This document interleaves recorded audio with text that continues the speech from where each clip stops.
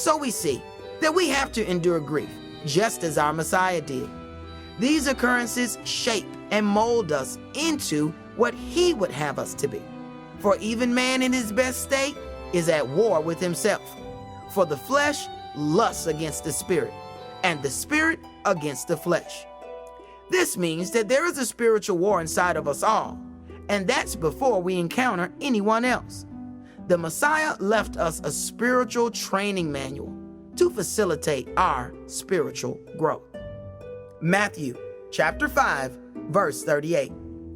You have heard that it had been said, an eye for an eye and a tooth for a tooth. But I say unto you that you resist not evil. But whosoever shall smite you on your right cheek, turn to him the other also. And if any man will sue you at the law and take away your coat, let him have your cloak also. This practice has become increasingly difficult because the love of many has grown so cold. It's already hard enough to turn the other cheek. But if a man sues you to take away your coat, we are to give him our cloak also. This has become insanely difficult in these days as robberies and thefts are on the rise. In examining these principles, we should just part with the item and suffer wrong. In the days of old, there used to be a thing called honor among thieves. Nowadays, we hear of story after story of robberies where the victim gave up their belongings, but the thief still took their life. Matthew chapter 5, verse 41. And whosoever shall compel you to go a mile, go with him too. Give to him that asks you, and from him that would borrow of you, turn not you away. You have heard that it hath been said, you shall love your neighbor and hate thine enemy. But I say unto you, love your enemies, bless them that curse you, do good to them that hate you, and pray for them which despitefully use you and persecute you, that you may be the children of your Father which is in heaven.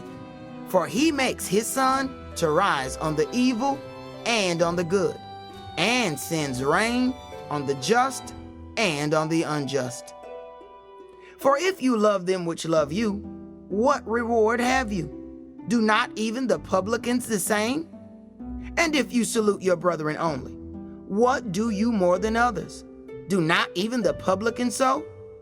Be you therefore perfect, even as your Father which is in heaven is perfect. These words are some of the most pivotal sayings about love known to man. We must understand that Yahweh does not change. These principles were brought forth very early, even in the book of Genesis. We are told to love our enemies, bless them that curse you, do good to them that hate you, and pray for them which despitefully use you and persecute you. Keep that in mind as we read an account about the trials of Joseph. Genesis chapter 37, verse 1.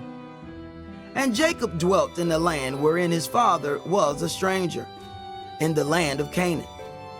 These are the generations of Jacob.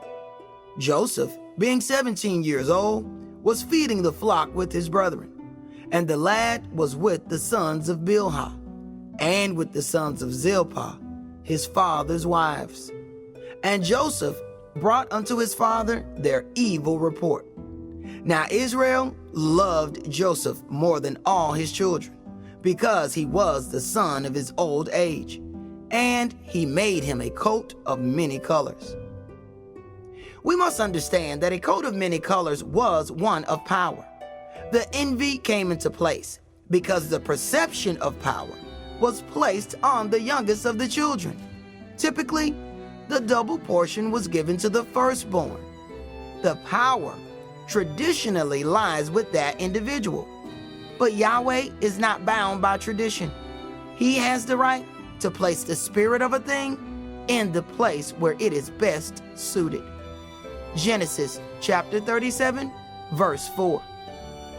And when his brethren saw that their father loved him more than all his brethren, they hated him and could not speak peaceably unto him. And Joseph dreamed a dream, And he told it his brethren, and they hated him yet the more. And he said unto them, Hear, I pray you, this dream which I have dreamed. For behold, we were binding sheaves in the field, and lo, my sheaf arose, and also stood upright. And behold, your sheaves stood round about, and made obeisance to my sheaf. And his brethren said unto him, Shall you indeed reign over us? Or shall you indeed have dominion over us? And they hated him yet the more for his dreams, and for his words. And he dreamed yet another dream, and told it his brethren, and said, Behold, I have dreamed a dream more. And behold, the sun and the moon and the 11 stars made obeisance to me. And he told it to his father and to his brethren, and his father rebuked him, and said unto him, What is this dream that you have dreamed? Shall I and your mother and your brethren indeed come to bow down ourselves to you to the earth? And his brothers envied him, but his father observed the saying. Most of the prophets received night visions or dreams. These things come from the Most High. Oftentimes we find that there is a duality when it comes to prophecy. This means that the prophecies could speak of two events at one time, oftentimes spread across a vast area of time. One of Joseph's dreams was that the sun and moon, which was his father and mother, and the 11 stars, which are his brothers, who are the 12 tribes of Israel, made obeisance to him, which means they bowed to him. The complexity of this prophetic vision comes into place as the brothers perform evil works that are to keep the prophetic vision from happening. But actually, it is because of their actions that the vision comes true. Genesis chapter 37, verse 18. And when they, the brothers, saw him afar off, even before he came near unto them, they conspired against him to slay him. And they said one to another, Behold, this dreamer cometh. Come now, therefore, and let us slay him, and cast him into some pit, and we will say, Some evil beasts have devoured him, and we shall see what will become of his dreams. And Reuben heard it, and he delivered him out of their hands, and said, Let's not kill him. And Reuben said unto them, Shed no blood, but cast him into this pit that is in the wilderness, and lay no hand upon him, that he might rid him out of their hands, to deliver him to his father again. And it came to pass, when Joseph was come unto his brethren, that they stripped Joseph out of his coat of many colors that was on him. And they took him and cast him into a pit, and the pit was empty. There was no water in it. And they sat down to eat bread, and they lifted up their eyes and looked, and behold, a company of Ishmaelites came from Gilead with their camels, bearing spicery and balm and myrrh, going to carry it down to Egypt. And Judah said unto his brethren, What profit is it if we slay our brother and conceal his blood? Come, let us sell him to the Ishmaelites, and let not our hand be upon him, for he is our brother and our flesh. And his brethren were content. Then there passed by Midianites, merchantmen, and they drew and lifted up Joseph out of the pit, and sold Joseph to the Ishmaelites for 20 pieces of silver. And they brought Joseph into Egypt. In verse 23, it says that they stripped him of his coat of many colors. This means they took the natural embodiment of his power and sold him to be a slave.